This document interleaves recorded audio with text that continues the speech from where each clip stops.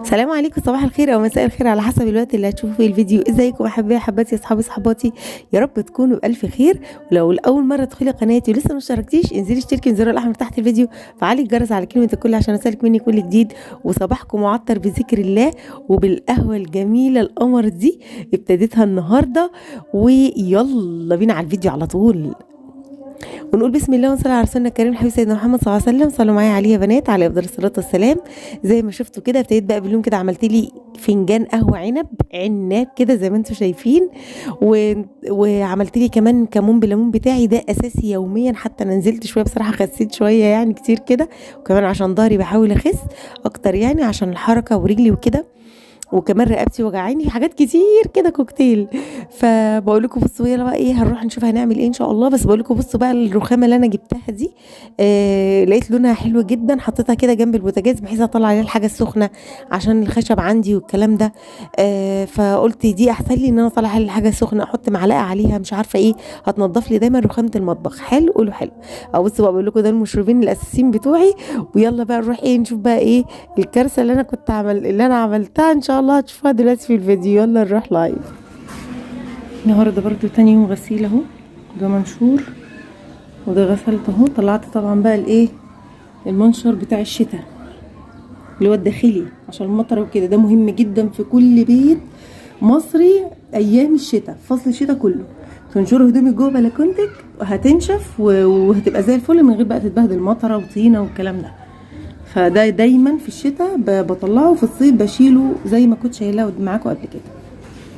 بس هنشر بقى ده ونشرت ده، ولسه في الغساله تاني، ربنا يعيننا بقى. قعدت بقى يا جماعه وانا بصور الهدوم الشتوي وانا بطلعها، اتاري الموبايل ما كانش بيصور. وهي دي قصتنا وحكايتنا.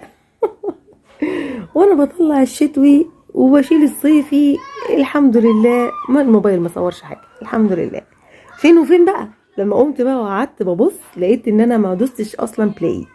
اوكي بس فده حالي بقى. طلعت البطاطين هي لسه هتتغسل، وشويه الهدوم برضو دول لسه هحطهم، بتاع الخروج بتوع حبيبه والحاجات السمرة بتاعتي لسه بقى هحطهم. فالحمد لله نحمد ربنا على كل حال برضو. لحد ما اجيب دولاب، والله ان شاء الله هجيب دولاب ان شاء الله ان شاء الله يعني قريب هجيب دولاب باذن الله. لان طبعا المكتبه دي مش واخده هدومنا خالص خالص. ربنا يسهل كده باذن الله، هحاول اجيب دولاب يعني ان شاء الله. فبس ده الحال لحد الان. ورصيت بقى الهدوم وطلعت اللهم صل على سيدنا النبي. نشرت الهدوم عندي بقى غسيل كتير جدا جدا، مكان الميلاد بقى والحاجات اللي انا شلتها وقرعتها دي حاجات كان حتى بره باينه اهي قرعه، بس عشان نور ربنا منور اكتر من الفلاش. ف هشوف بقى هعمل ايه تاني.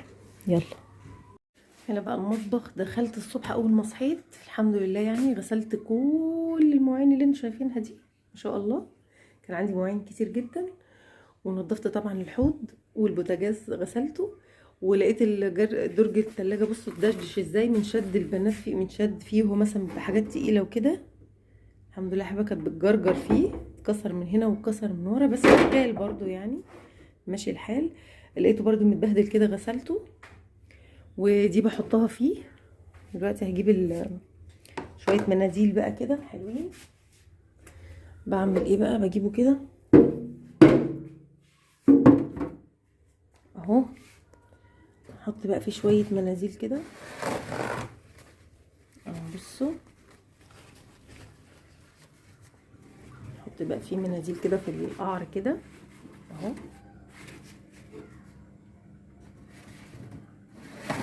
بسم الله. بعمل بايدي الشمال عادي جدا مش مشكله اهو. نحط مناديل فيه كده ماشي. وطبعا بجهز ده فيه كده بحطه كده اهو، برضو بحط فيه منديل عشان انا هجيب ان شاء الله الخضار بكره. يبقى انا الحاجه اللي انا هحطها فيها في التلاجة تبقى جاهزه اهو كده. بقى هيتشال على طول كده في التلاجة اهو. ده شكله نضيفه زي الفل والمناديل محطوطه. هنزل بكره بقى ان شاء الله اجيب خضار الشهر بتاعي بقى والدنيا بتاعتي والهيصه دي، وهحطها فيه يبقى ده جاهز على طول، افتح اغسل واشيل واحط. حلو كده، اغسل خضار يعني واشيله وانضفه كده واحطه بنظافه. بس في هنا كام فلفلايه احطها عشان ده كان باقي عندي، خيارتين صغيرين اهو هحطهم بقى في التلاجة دول، وزي ما قلنا كده. حلو، قولوا حلو. يعني حاجه نزلت جابت لي بقى عايزه سباكيتي وعايزه كافي ميكس والفلفل والطماطم والخيار. بس حلو الفلفل ما شاء الله. صح بكام يا حبايبي الفلفل الاخضر ده؟ 8 جنيه. والقوطه جابت لي بتاعه المنازل دي بتقول ب33 جنيه. فاميليا دي الصغيره كمان مش الكبيره، ارحمنا برحمتك يا رب. بس فرشت بقى الكنبايه اهي، الكنبايه دي لسه بقى الصغننه دي. يا مسهل يا رب. هنا بقى قلت لازم ايه امسح بقى بمسحه محترمه، رميت بقى ميه باريال بمعطر للارضيات. بصوا حاجه كده تحفه، خلى الدنيا منعشه وجميله، خليت الارض مرايه وبالفرشايه بقى كده وايه وشغاله. هنا بصوا بقى المكتبه اللي انا عاملاها الجميله دي اللي فوق التلفزيون دي، لمعتها وخليتها زي الفل، ولمعت الشاشه من حوالين الشاشه خليتها ما شاء الله. فبصوا بقى جبت بقى الفرشايه اللي هي الخشنه دي يا بنات، اللي بيغسلوا بيها السجاجيد، مع انها مقرفه جدا في غسيل السجاجيد مش عارفه ليه.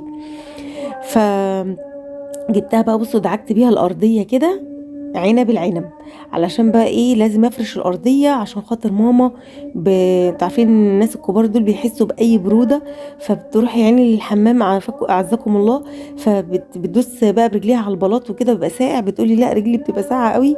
فقلت خلاص هفرش لها الايه الفرش لحد ما هغسله. حلو، لحد ما هغسله. فبصوا بقى خلت الارض مرايه ونشفتها تنشيفه حلوه جدا، وفتحت بقى باب الشقه وكله والطرقه بره بصوا خليتها زي الفل. ففتحت بقى البيبان والشبابيك كله عشان ينشف لي الارضيه، وفعلا بصوا نشفت اهي مفيش ولا نقطه ميه. هبتدي بقى هفرش كده يعني حافظه كده سريعه كده. تعالوا بقى نروح لايف ونشوف هنعمل ايه كتير. بصوا بقى نشرت قد ايه برضو النهارده، ولسه الغساله خلصت اهو. بصوا نشرت قد ايه، بصوا المنشر هنا خد قد ايه برضو. يعني الغسيله عندي ما شاء الله اهو، كل حاجه بقت تمام. هنا الريسبشن بقى زي الفل، والخضار بقى لسه هحطه. حبيبه جابتهولي زي ما قلت لكم العصر في مكه المكرمه. طبعا مقرعه الشقه كلها، بس هفرش دلوقتي حاجه كده مؤقته لحد ما اغسل الباقي، علشان بس ماما والارض الدنيا ساقعه عليها، بتخش الحمام رجليها بتسقع بصراحه. فهحط لها بس هنا الحافظه سريعه كده، ومشايه هنا برده كده في الحته دي وقدام السرير كده، عشان برده بتنزل رجليها عليها. حلو، يا مسهل يا رب. خلاص بقى كده اهو فرشت بقى الحته دي بصوا فلايه كده، عشان بس ماما بقى هي نايمه دلوقتي، بتطلع بقى من على السرير كده بتدخل الحمام، فالارض ساقعه عليها، فلا رحت حاطه لها دي مؤقتا لحد ما هغسل كل ده برده. تمام. بس فرشت بقى ده يعتبر الكنبه دي واخداها كنبه وسرير في نفس الوقت. مؤقتا لحد ما هجيب بقى السجاجيد اللي انا لسه هغسلها هحطها هنا. بس كده الاريا دي كده بقت زي الفل، عشان برضو لو حد جالنا ولا حاجه يبقى المكان هنا نظيف ودافي كده. والستاره دي بنزلها لما حد بيجي، يعني لو حد غريب يعني، بس ما حدش بيجي لنا الحمد لله. ما حدش بيجي لنا اصلا. بس برضو فرشت المشايه دي هنا كده. حمام خليته الحمد لله نظيف، نظفته برضو كده نص نظافه سريعه. والمطبخ بقى هو برضو يعني نظيف اهو، زي ما قلت لكم الصبح غسلت المواعين، ولسه بقى ما عملتش اكل، مطلعه بانيه اهو. هعمل بانيه كده سريع، وعندي شويه محشي في التلاجة من المره اللي فاتت، يبقى كده حلو قوي. بس هعملي بقى شويه كوفي ميكس اهي، لسه الغلايه طافيه حالا اهي. اكافئ نفسي بقى بعد شويه الحركه دي. انا بوزع المجهود يا جماعه الشوطين، انا ما بقيتش اعمل مجهود كبير زي الاول عشان ظهري، فبعمل حاجه. انتوا ساعدوني بقى يعني، شجعوني يا جماعه. لايكات بقى كده وحاجات كده حلوه كتير كده. خلاص بقى عملت شويه سلطه في السريع اهو، قبل ما حبيبه تيجي من الدرس هروح حاطه الملح بقى بتاعها عليها وكده. وعملت بقى برضو بالفيجيتار كده البانيه برضو على القليه على طول، بس عشان يبقى سخن لما حبيبه تيجي. انا كده جهزت اهو. عندي بقى شويه توم، كنت جايبه توم بقى ناشف، فقلت ايه هقعد اقشر منه شويه كده، لان برطمان التوم بتاعي قرب يخلص اللي في الفريزر. كنت جايبه 2 كيلو توم، ماما عملت لي نصهم او اقل من نصهم كمان. وانا هكمل اهو بقى، ولسه في كيلو تاني، بس يعني بنعمله على مدار الايه الايام وكده، عشان طبعا بيتعب الضوافر والايد وكده والظهر كمان كمان يعني. تعالوا بقى ايه، انا طلعت المحشي الكرنب عندي في التلاجة، قلت ايه هسخنه. طريقتي بقى في تسخين الايه المحاشي والبشاميل والجلاش، بصوا يعني اكنك لسه منزلاه من على البوتاجاز حالا. بعمل ايه بقى؟ بحمام بخار زي ما انتم شايفين. حله اهي 3/4 او نصها ميه على حسب، بس عشان ما تقربش قوي لمستوى المصفى. وهبتدي احط دلوقتي بتاع المحشي بتاعي، وهتشوفوه معايا لما يطلع كانك لسه منزلاه من على البوتاجاز، حتى لو حطاه 3 ايام في التلاجة كمان. حلو. هجيب بقى الحله دلوقتي وافضيها وتشوفوا المحشي يا بنات. بصوا طلعاه من التلاجة ساقع خالص اهو. بصوا الحله حتى يعني شبره اهي من التلاجة اهو. دول اللي بقوا من حله المحشي اللي كنت عاملاها، هفضيها بقى دلوقتي هنا. ولازم تحبكي غطاها كويس جدا علشان تاخد البخار كله، تسخن كانك بالظبط حطاها على عين واطيه خالص على البوتاجاز وبتسويها. حلو الكلام، حلو الكلام. هنشوف بقى، هفضيها دلوقتي اهي يا بنات. فضيتها الحله اهي ما شاء الله اهو.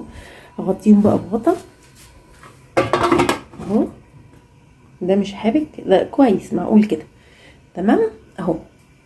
اسيبها بقى ايه مع نفسها. اول ما الميه تغلي بوطي سنه علشان ما تنشفش الميه بتاعه الحله هنا. ولو نشفت ارفعي الطاسه وكمليها، لو انت كميه كبيره يعني ارفعي المصفى وكمليها وعلي العين عليها، فاهمين؟ بس فهي اول ما هتغلي بقى انا هحس الدخان طلع كده مره واحده، هبتدي اوطي سنه بس صغيره عليها علشان زي ما قلت لكم الميه ما تنشفش. حلو.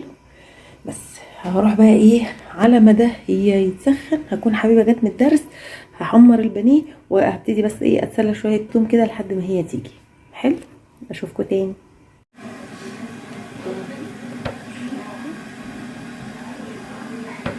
خلصت التوم اهو. ابتدي بقى ايه اقلي البانيه. حبيبه جت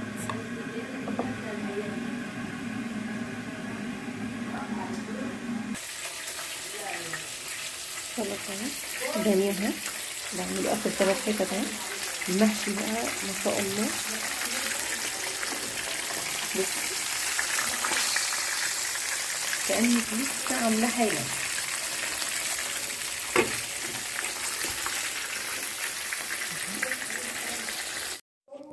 بس يا بنات ده كان الفيديو بتاعي النهارده، يا رب يكون عجبكم، واشوفكم ان شاء الله في جديد وعلى الف خير، والى اللقاء. باي باي.